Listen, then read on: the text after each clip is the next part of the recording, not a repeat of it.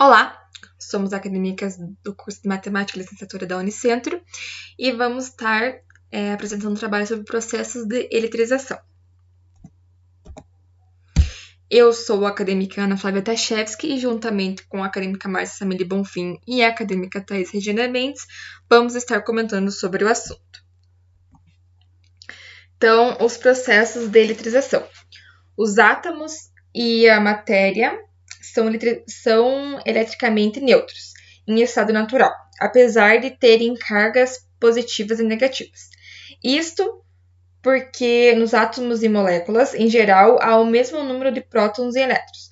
Para alterar tal situação, ou seja, para eletrizar um corpo, é necessário fazer certo trabalho ou esforço.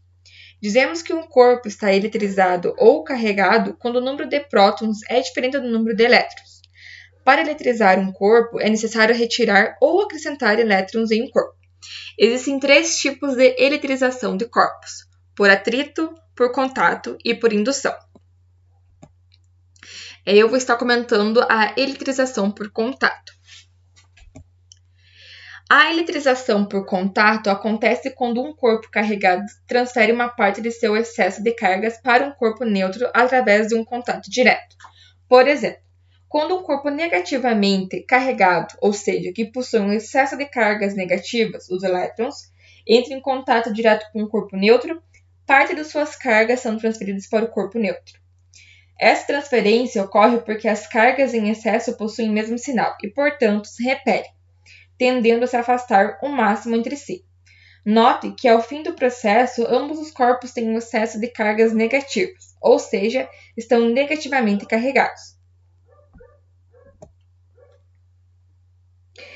Esse processo pode ocorrer também envolvendo um corpo positivamente carregado, ou seja, com excesso de cargas positivas, os prótons, em um corpo neutro.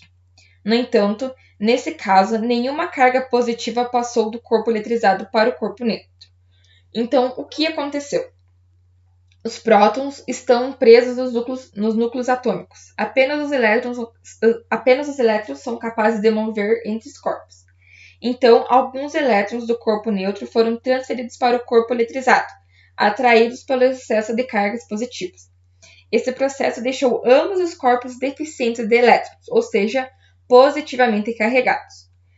As cargas estão sempre distribuídas uniformemente pela superfície das esferas. Isso só ocorre, no entanto, se os corpos forem feitos de materiais condutores, onde os elétrons têm total liberdade para se mover e se afastar ao máximo uns dos outros. Dessa forma, no caso de corpos feitos de materiais isolantes, onde as cargas não possuem tanta liberdade para se mover, os elétrons trocados tendem a ficar presos no local onde o contato ocorreu. Na eletrização por contato, a troca das cargas depende das dimensões dos condutores. Se considerarmos que os corpos têm as mesmas dimensões e as mesmas formas, sendo, por exemplo, esferas de mesmo raio, após o contato apresentarão cargas iguais. Então, para ficar mais clara essa ideia da eletrização por contato, vamos fazer um experimento.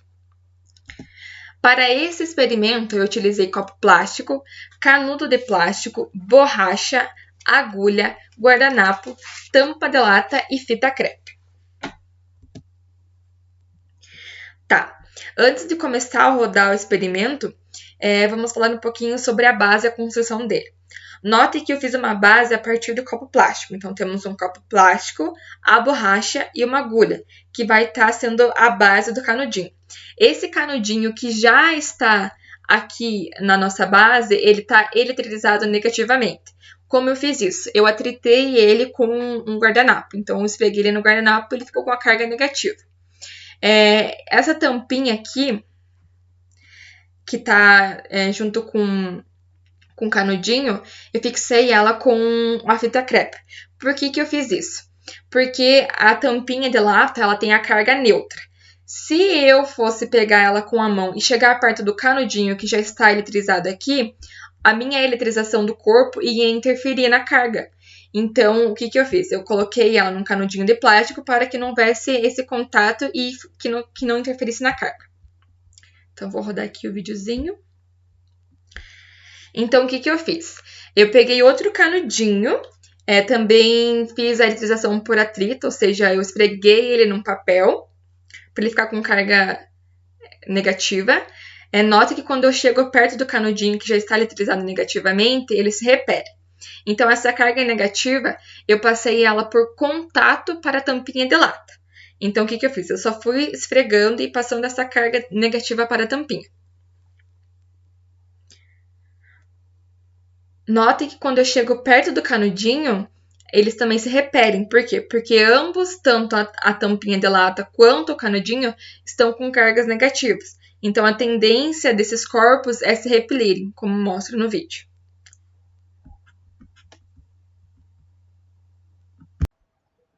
Olá, eu sou a acadêmica Marcia Samile e vou falar sobre eletrização por indução. A eletrização por indução, ela consiste em atribuir carga elétrica a um objeto utilizando outro corpo carregado sem que haja contato entre eles. Esse processo de eletrização baseia-se no conceito da atração e repulsão de cargas elétricas. Vejamos no esquema a seguir como se eletriza um corpo por indução. O corpo eletrizado, que é a esfera B, recebe o nome de indutor, e o corpo neutro, que é a esfera A, é denominado induzido. Inicialmente, a esfera A ela está neutra e a esfera B está carregada positivamente. A esfera A é aproximada da esfera B.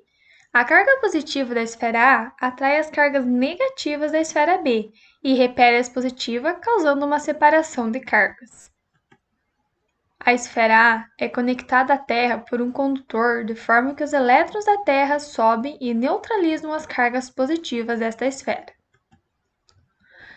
Agora a esfera A está carregada negativamente, é desligada da Terra e separada da esfera. O sinal da carga elétrica líquida do induzido será sempre oposta à carga que originou o campo elétrico, ou seja, a carga do indutor. A intensidade da carga elétrica depende de vários fatores. Dentre os mais relevantes são as dimensões do induzido e as dimensões do indutor, bem como a quantidade de cargas presentes no indutor e ainda o distanciamento entre ambos. No processo de eletrização por indução, a carga elétrica final do condutor, que estava neutro, sempre possui o sinal oposto à do indutor. O mesmo processo pode ser repetido para eletrizar positivamente um objeto neutro, porém deve ser usado um indutor de carga negativa. Um exemplo de eletrização por indução é a ocorrência de raios. Quando uma nuvem está carregada eletricamente, ela induz na superfície terrestre carga de sinais contrários, criando um campo elétrico entre a nuvem e a superfície. Se o campo elétrico for muito intenso, o ar pode funcionar como condutor de eletricidade, acarretando uma descarga elétrica. Agora vejamos o experimento. Digamos que o cabelo esteja neutro e a caneta negativa. Eles vão entrar em atrito, e ao atritar-se, o cabelo fica negativo e a caneta positiva, sendo que a caneta perdeu os seus elétrons.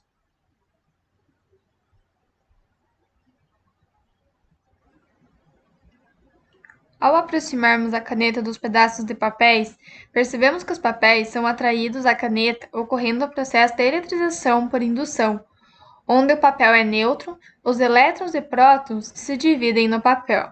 A caneta está eletrizada. Conforme ela for neutralizando novamente, eles irão se soltar.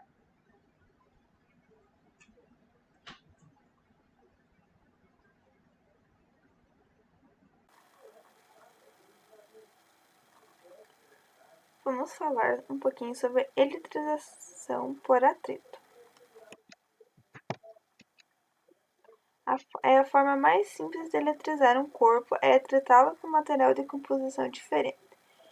Gerada assim uma fricção, os elétrons irão abandonar um dos corpos, aquele que perder elétrons ficará carregado positivamente, já aquele que ganhar as cargas negativas ficará carregado negativamente. Vamos fazer uma experiência para ficar mais claro. Vai ser utilizado 2 canudos de plástico e papel higiênico, somente isso que necessita. Vamos observar.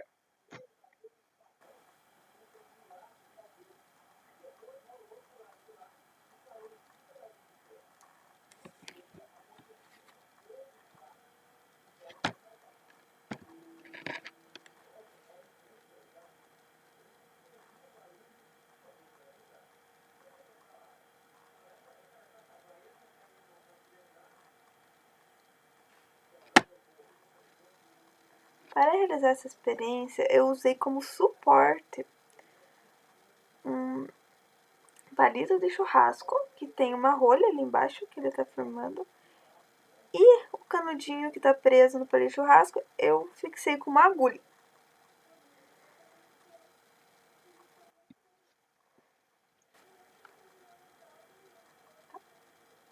Vamos lembrar que a matéria do canudo, por exemplo, é formada por átomos. Logo, os átomos são formados por prótons e nêutrons no núcleo, com pequenos elétrons ao seu redor, como a gente pode observar nessa imagem. Os prótons têm cargas elétricas positivas e os elétrons têm cargas elétricas negativas. Assim, os elétrons são atraídos pelos prótons e ficam girando ao seu redor, como a gente vê na imagem. Lembrando que cargas e sinais iguais se repelem e cargas e sinais diferentes se atraem. Agora vamos pensar na nossa experiência.